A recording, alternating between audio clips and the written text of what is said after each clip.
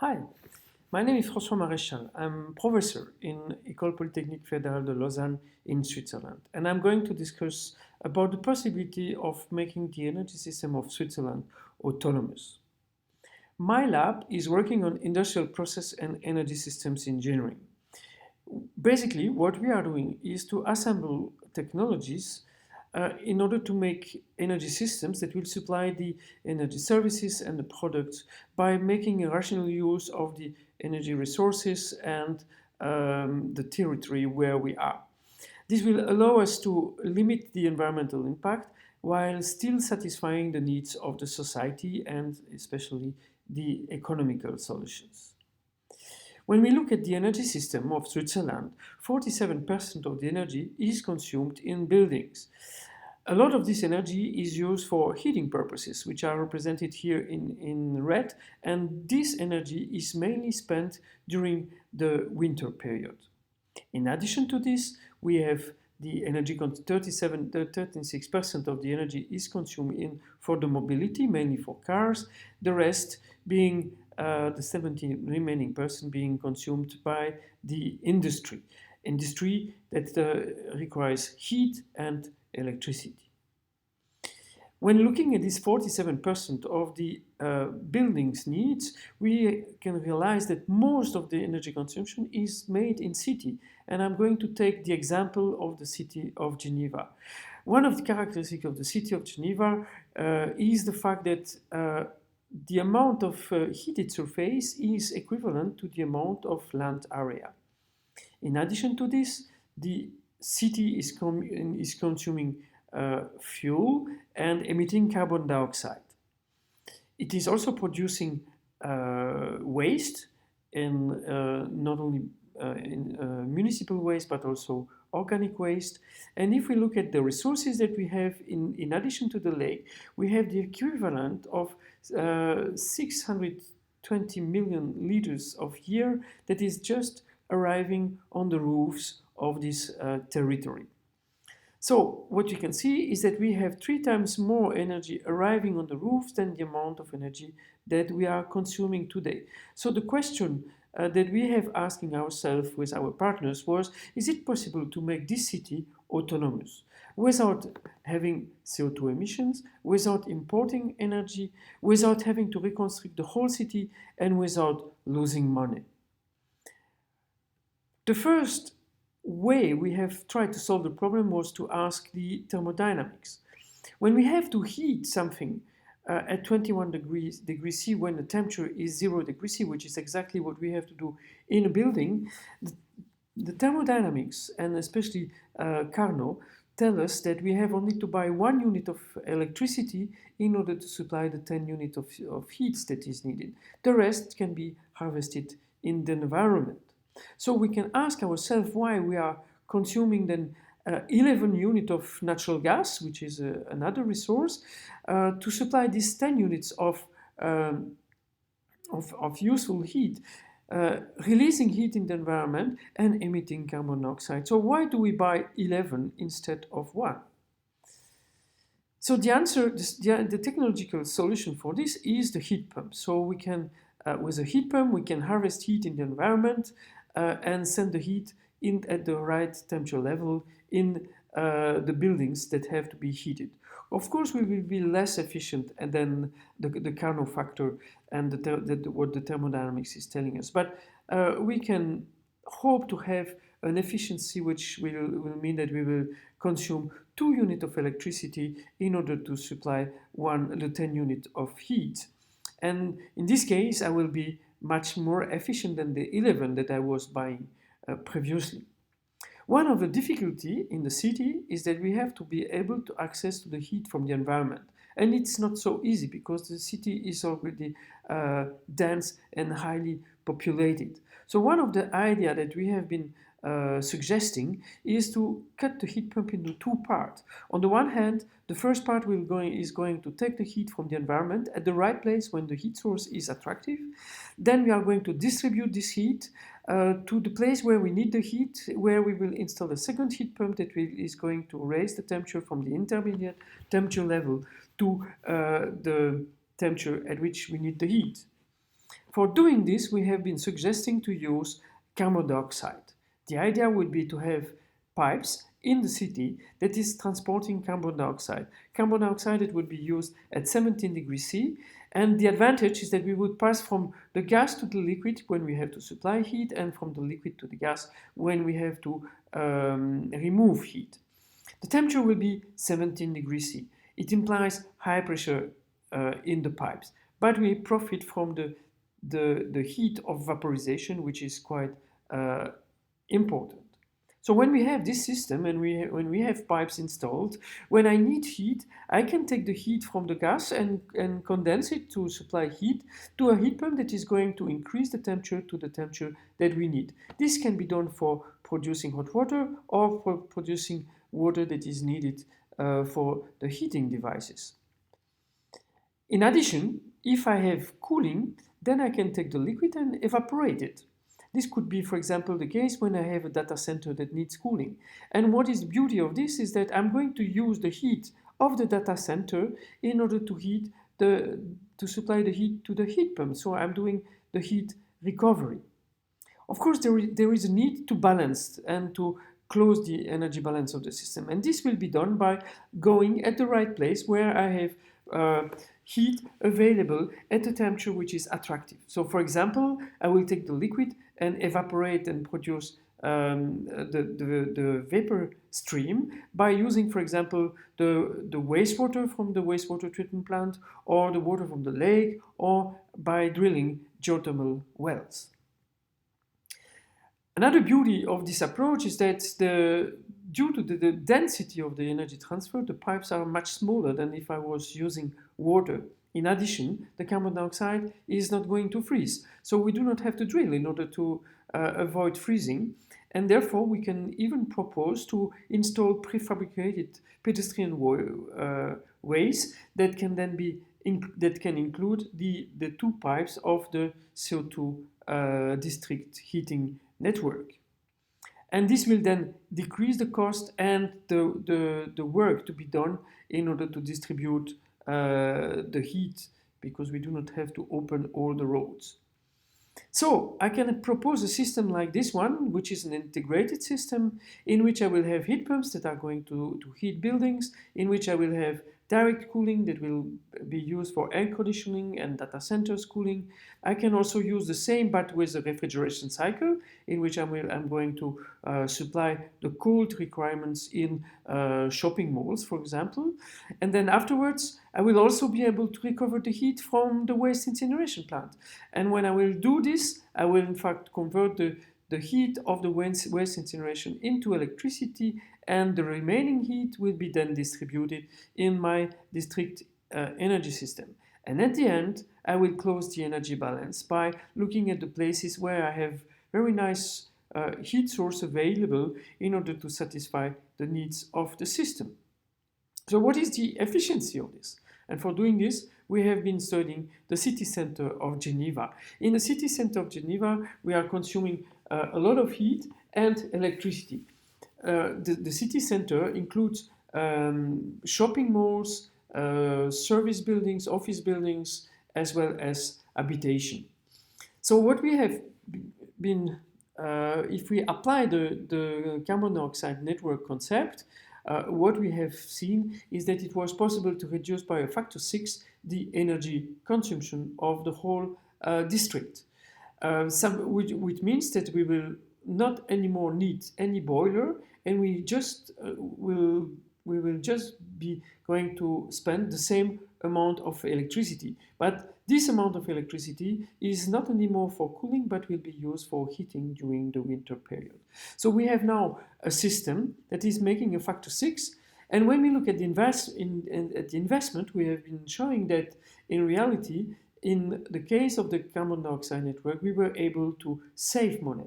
So the system was cheaper and was making profit, which was not the case for the conventional system that was losing money in reality. So it remains, we still have one question. We have to supply these 2 units of electricity during the winter. So what are the solutions? Of course, I could have bought this electricity on the European market. and using coal power plants. But this is perhaps not the best solution. I could also use combined cycle. Then I'm reducing the amount of resources that I'm using for supplying the same amount of electricity, and therefore I'm also reducing the carbon dioxide emissions. Of course, I could use renewable energy, like for example the PV, to produce this amount of electricity. However, in this case, I'm not sure that I will have this energy during the winter period. Another solution is to use fuel cells. And there is an interesting solution that we have been developing in the PFL, which is a fuel cell that has an 80% efficiency, that is still supplying heat to my district heat system, and it is going to capture carbon dioxide. So this efficiency can be obtained by a proper integration, where we have a fuel processing unit that is using the waste heat of the electricity production in the fuel cell, and where the remaining amount of energy is used in a concept of a turbine. The advantage of this approach is that we are able not only to produce electricity with a very high efficiency, but we are also able to produce carbon dioxide, which means that we will be able to transport this carbon dioxide in our district system. Now, the question is still that we are using fossil fuel as a resource to produce the electricity, although we have increased a lot the efficiency. So now we have to look at where we can find those resources. Of course, what we can do is to use the treasure that we have received from Mother Nature. These are all the fossil reserve. This fossil reserve, in fact, can be burned and would then produce carbon dioxide. But we could also have another look on our account and look at the renewable energy sources. There are several ones. We can use biomass, we can use wind, we can use solar, and we can use hydro. So one of the ideas was first to look at the biomass. So remember, if you well remember, we have a lot of waste biomass available coming from the food that we are eating and that produces waste. So it is possible to convert the biomass into synthetic natural gas by an industrial process. This operation is exothermic and is going to supply heat, and I can harvest the heat in my district heating system. And I have to separate the carbon dioxide, and this carbon dioxide can then afterwards be transported in my district heating system. Another possibility is to use the photovoltaic. Photovoltaic panels have a high potential. However, they are intermittent. It means that they are mainly producing during the summer, while they are not producing a lot during the winter. So we need to find something in order to take the energy consumption that we have in the summer and make it available during the winter when we need the heating.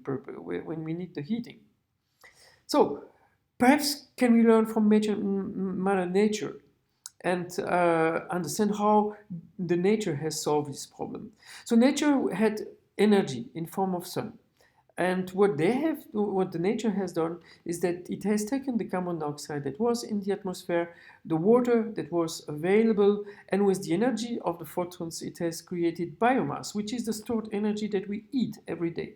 So why not do the same and industrialize this operation?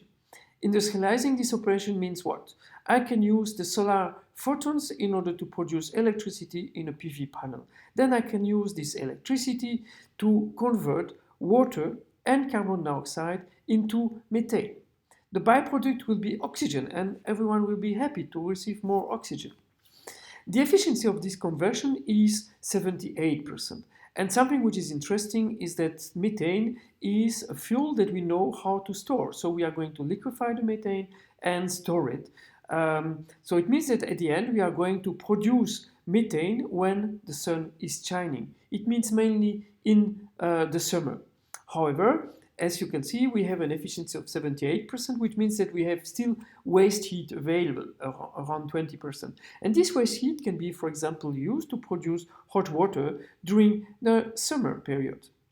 Now, I will have a system like this, where I will take the liquid carbon dioxide, I will take the extra amount of electricity that is available in the summer that I cannot use for my direct use, and I will produce liquid methane.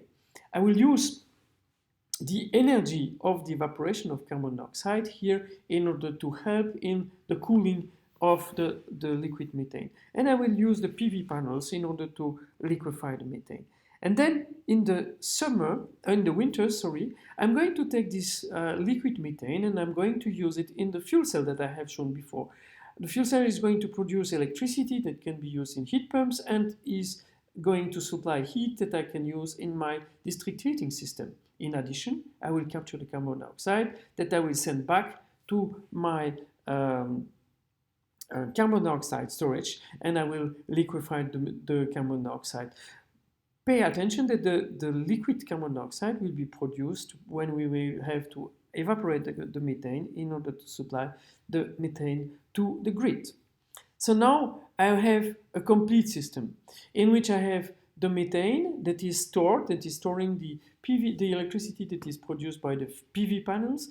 I can use the waste incineration in order to produce an additional amount of electricity and to supply heat to my district heating system. I'm going to use the fuel cell in order to provide the electricity that I need for my heat pumps at the time where the sun is not shining. And I will use the heat pumping system in order to supply the heat at the temperature where it is needed, being hot water or being data centers or air conditioning or refrigeration. And I will balance my system by using a heat pump that is going to take the right source that I have, being the water from the lake in Geneva or being the wastewater produced at the wastewater treatment plant. Now, if I'm making the balance and I'm combining all the technologies together, we can make the analysis of what is the need. So I can compare the need of the complete city, considering the heating and the electricity needs, and I can convert it into a new city where I'm going to invest some PV panels, I'm going to invest a district heating system with the carbon dioxide network. I will have some fuel cells, I will have heat pumps and electrolysis with storage tanks. Of course, I have to make investment, but the consequence is that I can supply the overall amount of heat that is needed by combining solar PV panels on the roof, using the bio-waste that is produced by the people, using the heat of the wastewater of the people, using the heat and the electricity that will be produced by burning the waste, and harvesting heat to the environment. And if we make the balance, we realize that the city has too much electricity. So it means that now the city can export electricity. So it allows me then to go back to the new system. So let me first remind you that we have 47% in cities. So now we know how to solve this problem, and we have still an export, but we have to give an answer concerning the 36% for the mobility and the 17% for the industry. So let's discuss about mobility. Let's again look at the efficiency. If we look at the efficiency, then we can realize that the amount of fuel that we consume in cars, and especially in cities, can be replaced by a smaller amount of electricity that would be needed by cars. The electrical motors are very efficient. In addition, I have shown that I could use a fuel cell as a range extender. The fuel cell has an 80% efficiency, which means that it is much better than conventional systems today, and therefore I can use it as also as a power plant when my car is in the parking. In addition to this, I'm going to look at what the energy demand of the industry is. Now I can study the efficiency, and by doing this, I will be able to reduce the energy consumption by, let's say, 1/3 of the demand.